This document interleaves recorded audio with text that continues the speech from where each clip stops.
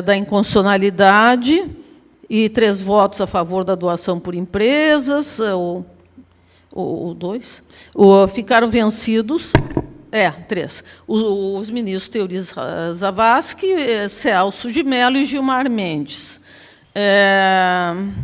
Nessa decisão, nessa sessão, ficou decidido também que não haveria modulação dos efeitos da decisão, por ser impossível que retroagisse essa inconstitucionalidade a campanhas já declaradas legais pela Justiça Eleitoral. Então, houve vários pronunciamentos dos ministros. A ministra Rosa Weber disse que a normalidade das eleições deve ser protegida do poder econômico. A ministra Carmen Lúcia citou o artigo 1º da Constituição, que fala que todo o poder emana do povo. Enfim, chegou-se a essa decisão.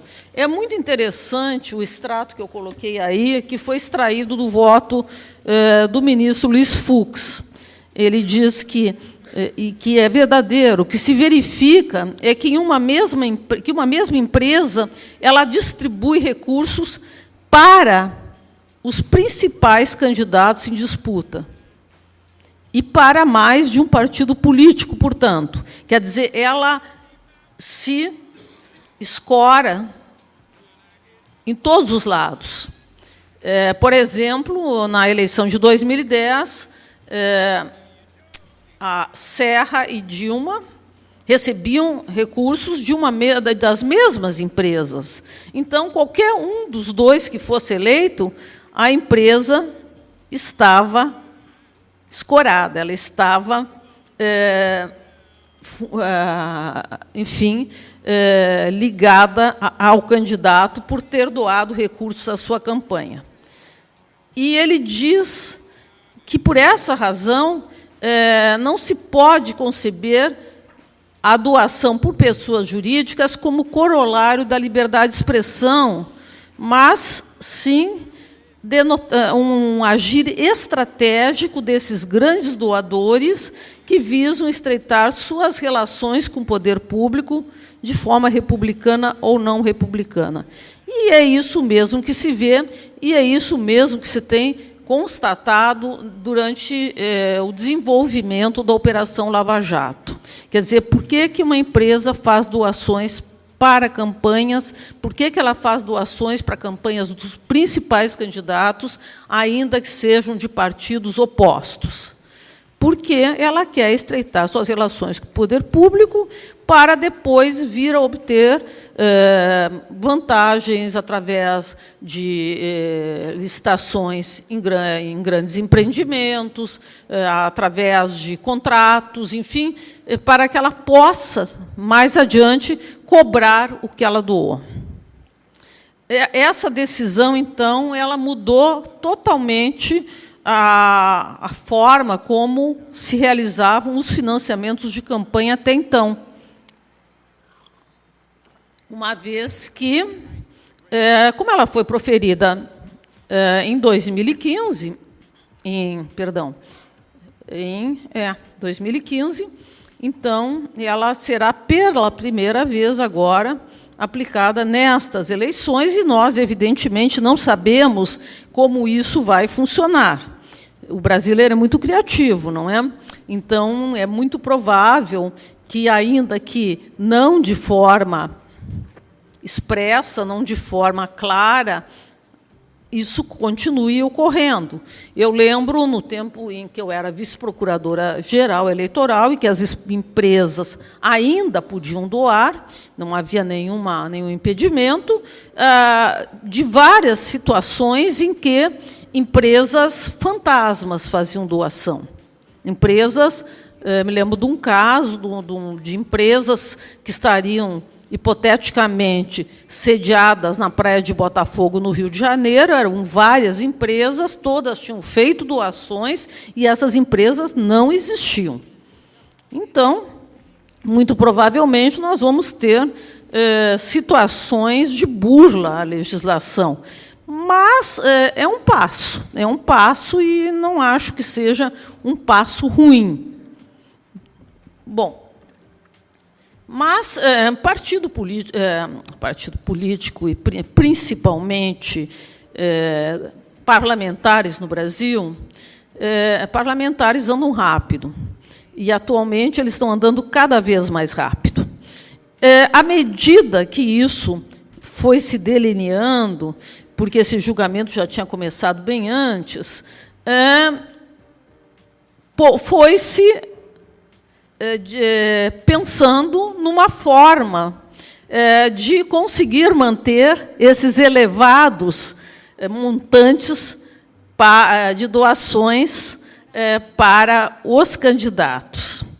E aí surgiu a mini-reforma eleitoral de 2015, a Lei 13.165.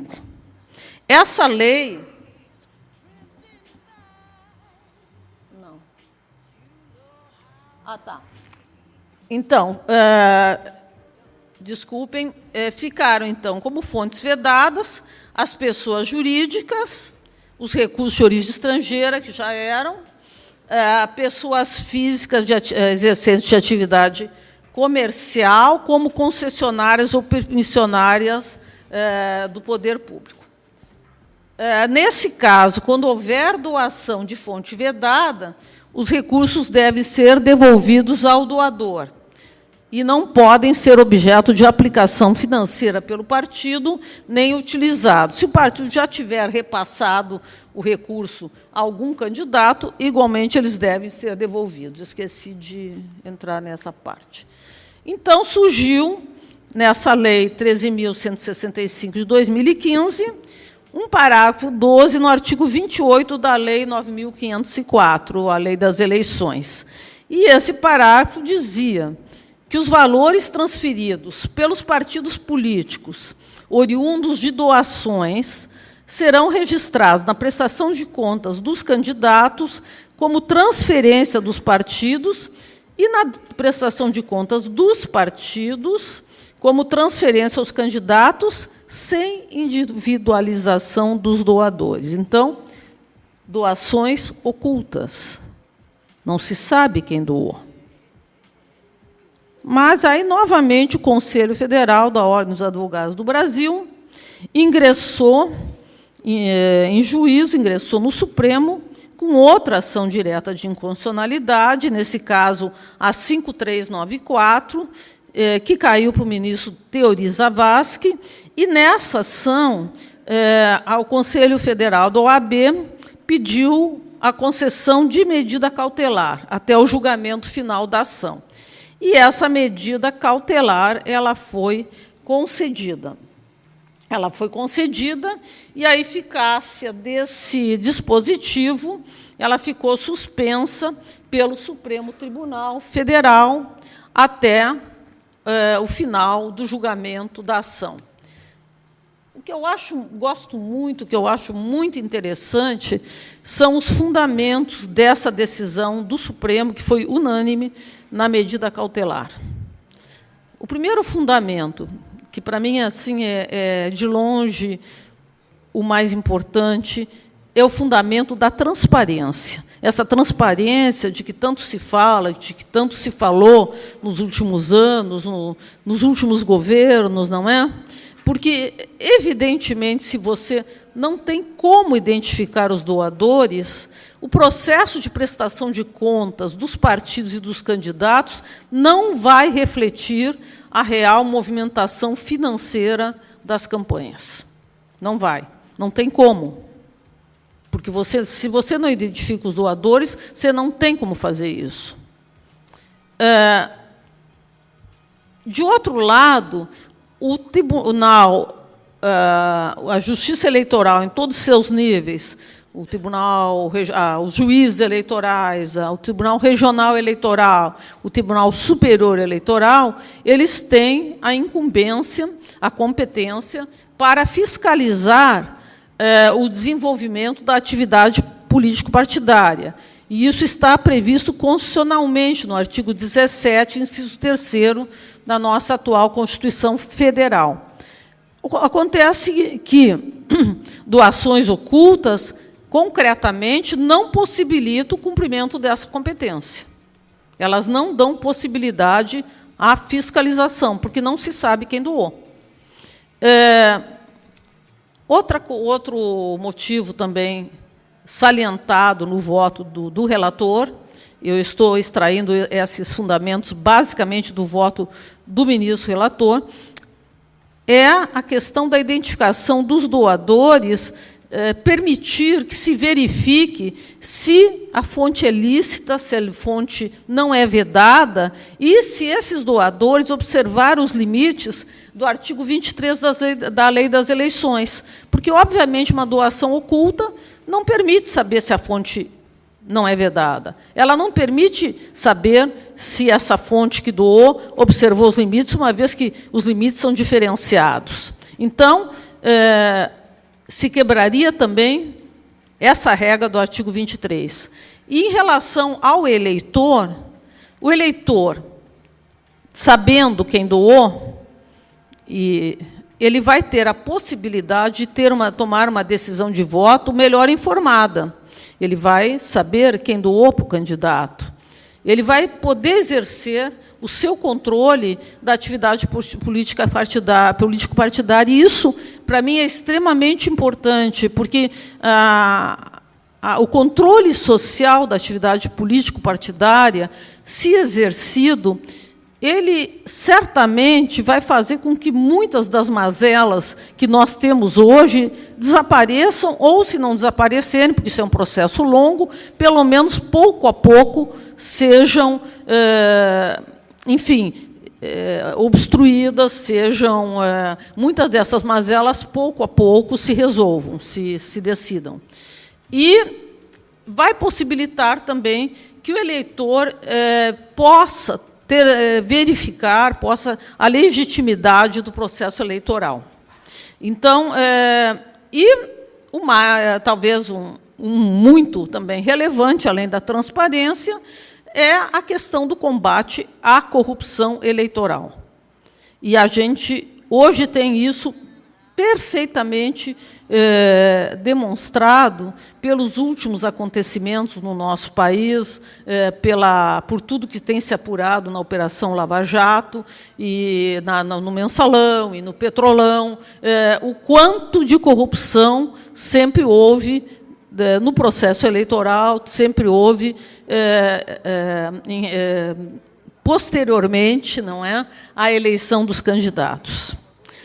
E aí eu vou apresentar para vocês um caso no qual eu atuei desde 2000. Esse é um caso, evidentemente, de direito ambiental, e que passa também pelo direito do patrimônio cultural e pelo direito das minorias, direito dos povos indígenas, direito de comunidades tradicionais. É uma usina no estado do Pará, no norte do país. No ano 2000, eu atuava, já tinha saído do grupo do eleitoral, e estava atuando nos processos de competência originária do Supremo. E chegou uma reclamação relativamente a esse empreendimento, estou quase acabando, relativamente a esse empreendimento, que dizia que o licenciamento tinha sido realizado pelo órgão incompetente. Essa reclamação foi distribuída ao ministro Marco Aurélio, no Supremo. O primeiro parecer foi meu, e eu fiz o parecer pela procedência da reclamação, para que se anulasse todo o processo de licenciamento, que, aliás, era cheio de vícios, não tinha havido consulta às comunidades envolvidas, não tinha havido autorização do Congresso, o processo era cheio de falhas, de vícios. Posteriormente, o Procurador-Geral da República da época, o doutor Geraldo Brindeiro, mudou o meu parecer para dizer que não, que estava tudo correto, e o ministro Marco Aurélio, ao julgar o pedido de liminar na reclamação, acabou acolhendo o meu parecer e dizendo que o primeiro parecer era o correto e que o Ministério Público tinha regredido na sua atuação. Então, essa usina, ela, desde o início, teve grandes problemas, que não eram só os impactos ambientais. Havia uma supervalorização do volume de águas do rio Xingu, a geração de energia apregoada seria, no máximo, 1/3 do que se dizia, porque, na maior parte do ano, a usina ia ficar parada por falta de água, em virtude da seca. Populações indígenas, especialmente três populações indígenas seriam diretamente atingidas. Também as populações ribeirinhas, elas dependiam do rio Xingu para sobreviver, porque viviam da pesca, porque, enfim, são populações que extraem o seu sustento e até seus medicamentos dos recursos naturais. Mais de 25 ações foram ajuizadas contra esse empreendimento, inclusive ações de improbidade contra os funcionários que haviam concedido licenças. Todas essas decisões foram cassadas, foram favoráveis, naturalmente, às ações e cassadas pelo Tribunal Regional Federal da Primeira Região. Houve uma decisão que foi cassada em 1 hora. O tribunal fica em Brasília e as ações entraram no Pará. 1 hora cassaram. E aí, em decorrência disso, concedeu-se licença prévia de instalação, de operação, e estamos lá com Belo Monte andando a tropeços, porque toda hora existe um problema.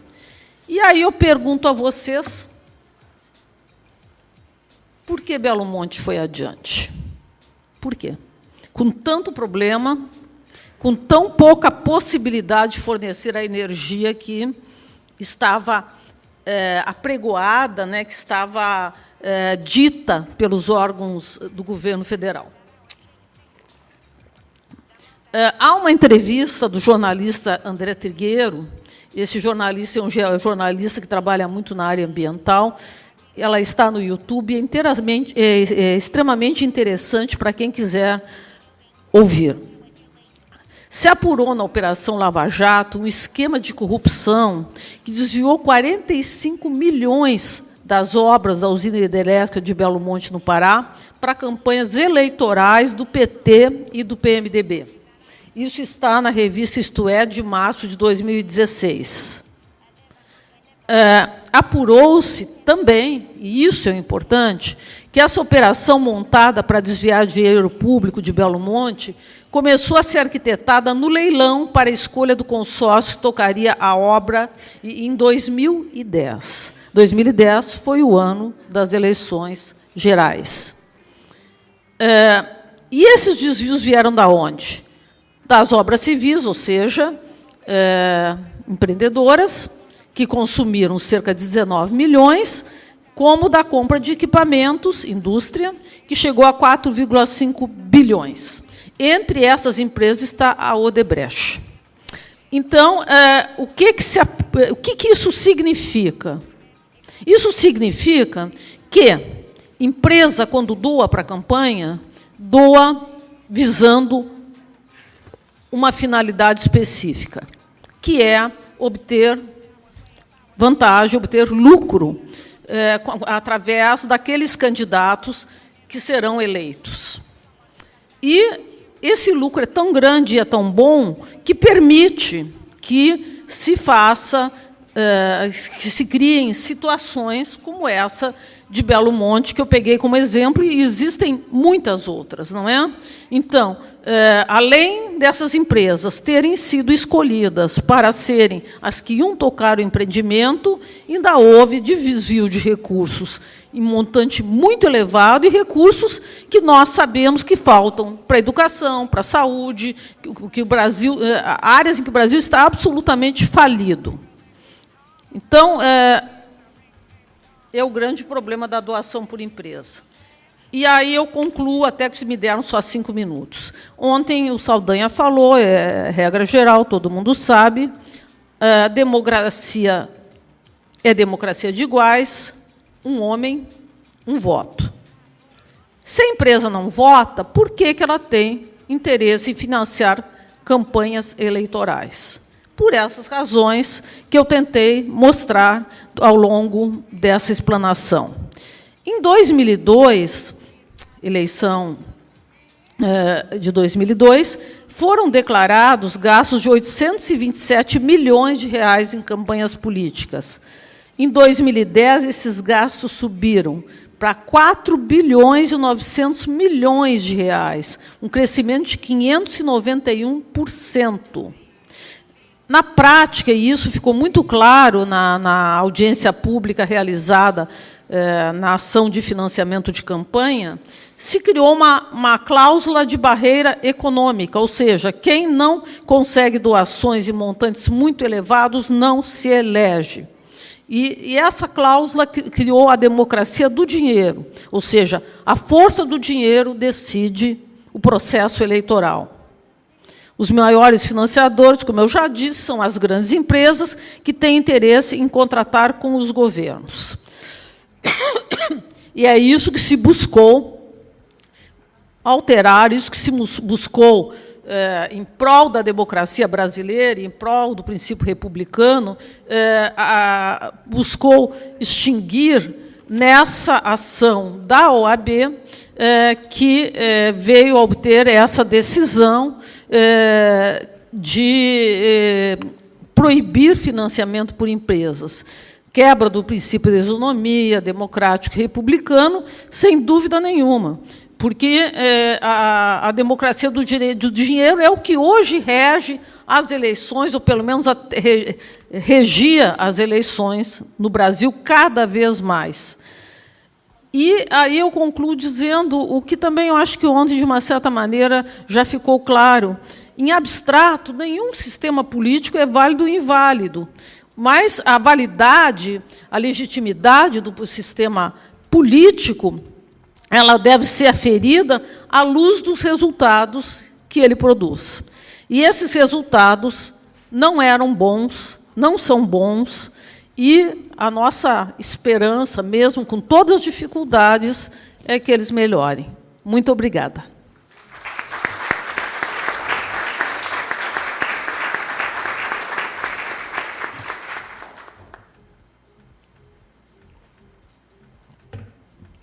Parabéns e muito obrigado, doutora Sandra Curro, por suas considerações e reflexões também.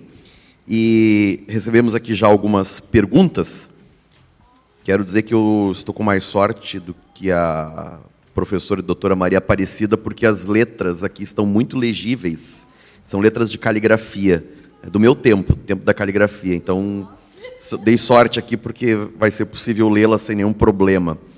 Primeira pergunta, doutora Sandra, parece haver ocorrido um lapso em relação à vedação de doações de pessoas jurídicas.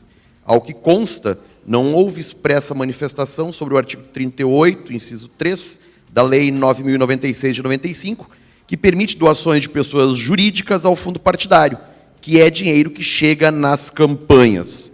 Qual a sua posição sobre isto?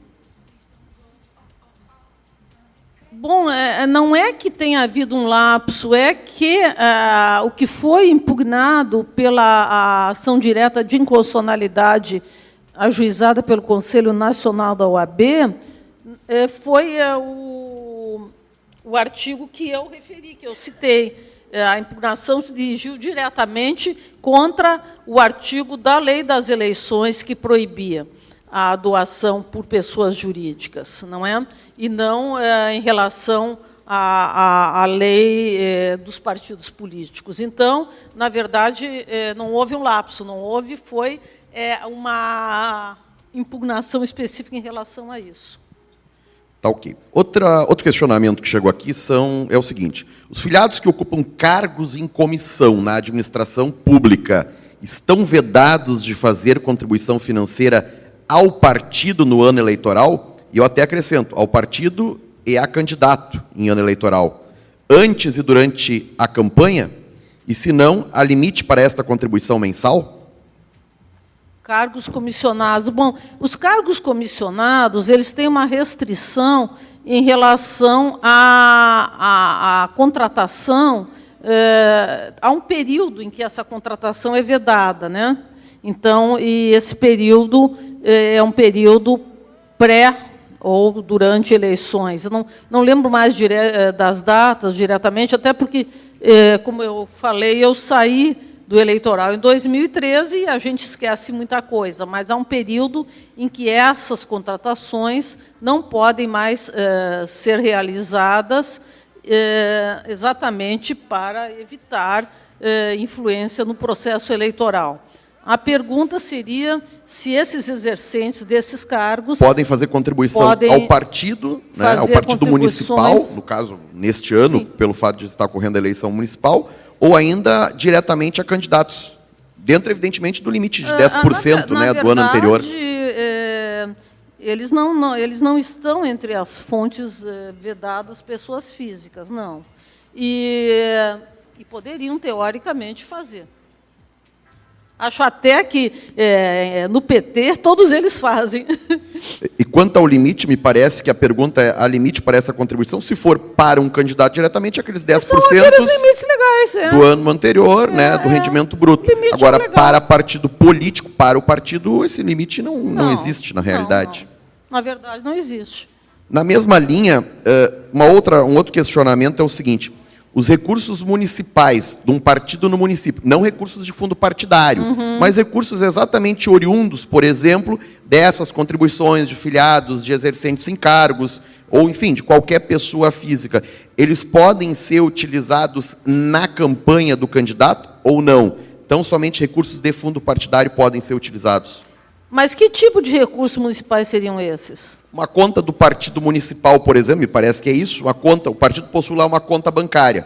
E os seus filiados contribuem ou mensalmente, ou os cargos em comissão contribuem. As doações de filiados estão entre